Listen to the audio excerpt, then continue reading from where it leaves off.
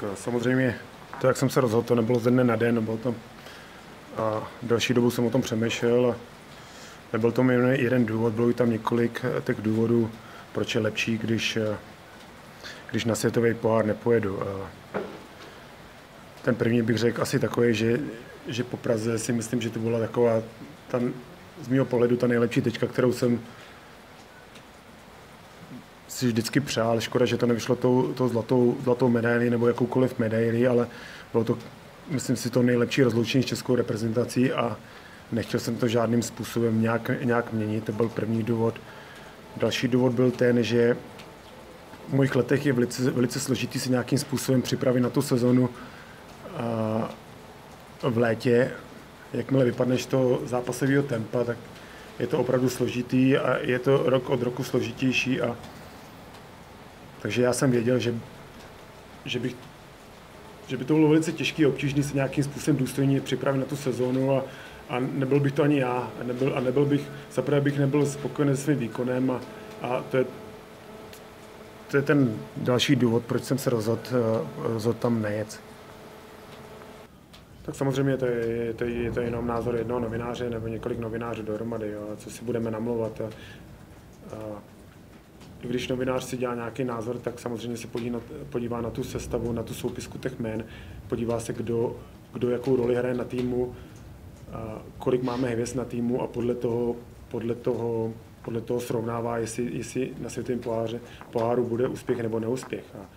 A nemůžeme mu to zazlívat, prostě takhle to dělá každý a takovéhle prognózy, takovéhle názory budou vždycky před každým turnajem, ale my sportovci sami víme, že hokej se rozhoduje na ledě a že už několikrát se stalo, že velice podceňovaný tým nakonec dokráčel k vítězství a musím upozornit, řekl bych, že na ten největší turnaj v naší historii, to bylo Nagano, myslím si, že to bylo něco podobného, kdy s námi vůbec nikdo nepočítal a všichni se nám vysmívali a všichni nás typovali na nejhorší manšaft celý olympiády a nakonec jsme vyhráli a nejenom to, my jsme porazili ty nejlepší celky.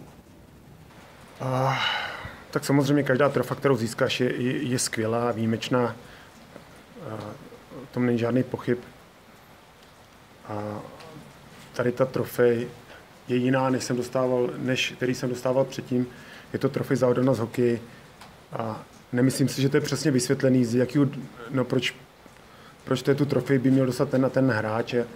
Většinou to dostávali hráči, kteří měli nějaký životní trauma nebo zdravotní trauma sezóně předtím a nějakým způsobem se vrátili a podávali kvalitní výkony. Já jsem jeden z mála, který vyhrál tu trofej. Se dá říct za tu oddanost tomu hokeji, lásek k tomu hokeji, za dlouhověkost.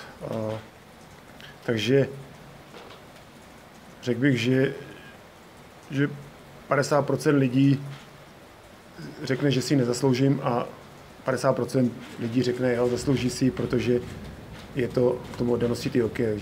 To je asi tak všechno, co bych k tomu chtěl říct.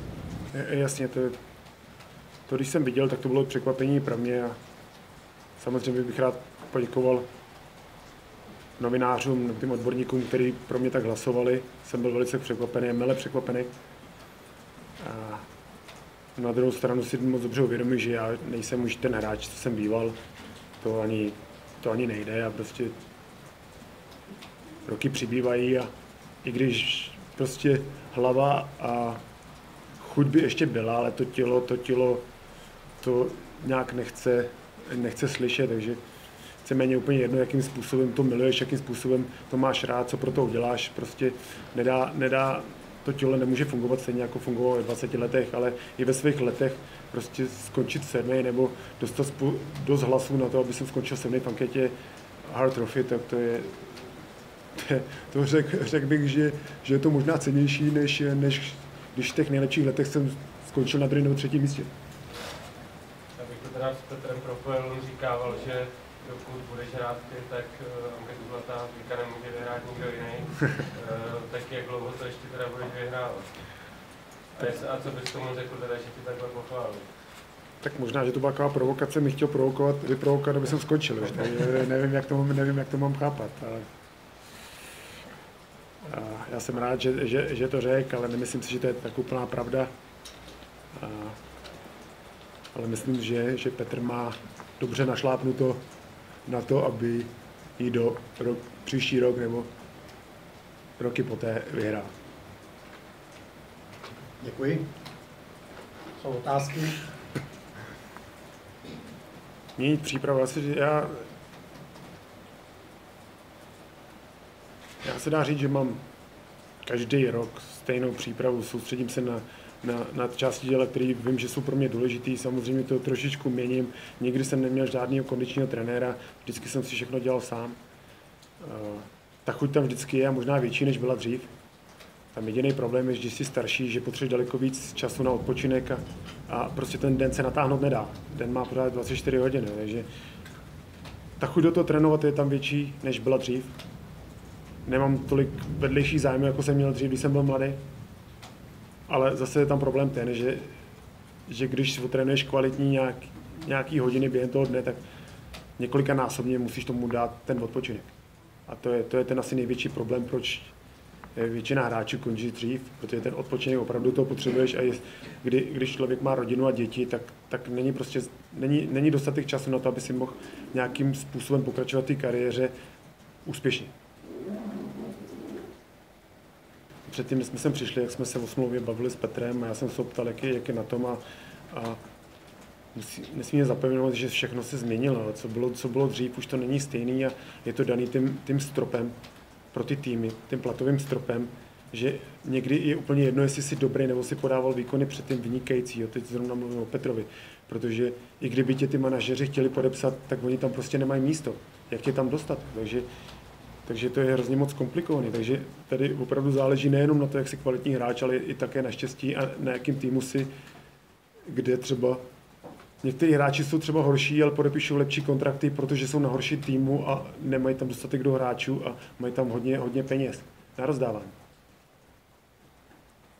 Ale aby jsem se vrátil k té otázce, samozřejmě jsem rád, že jsem se domluvil s Floridou, protože zaprvé se jim tam hrozně moc líbí a řekl bych, že tento tým má budoucnost, je tam spousta kvalitních hráčů, i když možná trochu problém bude, že nebudu dostávat tolik času na ledě, protože samozřejmě chápu, že budou dostávat hráči, kteří jsou mladší, perspektivní a zase na druhou stranu bude záležet na mě. Budu muset brát každý zápas, jako když to bude můj poslední zápas. Chvíli po skončení sezóny došlo k několika výměnám, nejenom na postu generálního manažera, ale i na ostatních postech. Od kustoru počínaje po maséry a doktory. Takže kdo změnám došlo, nevím z jakého důvodu, neměl jsem možnost s někým bavit a uvidíme, jak to bude vypadat a jaký přesný důvod tomu byl. Nemůžu přesně odpovědět na to otázku. Tak pokud chceš slyšet můj názor, jestli jsem rád nebo nejsem rád, že nový tým z Las Vegas přichází do NHL, já jsem 100% rád, že k tomu došlo. A zaprvé si myslím, že to je dobrý pro hráče. Tím se otevře dalších minimálně 30 nebo 25 pracovních míst. Sami moc dobře víme, že to je opravdu těžký, hlavně v mojím věku sehnat práci a podepsat kontrakt. A dost kvalitních, když starších hráčů muselo díky tomu skončit.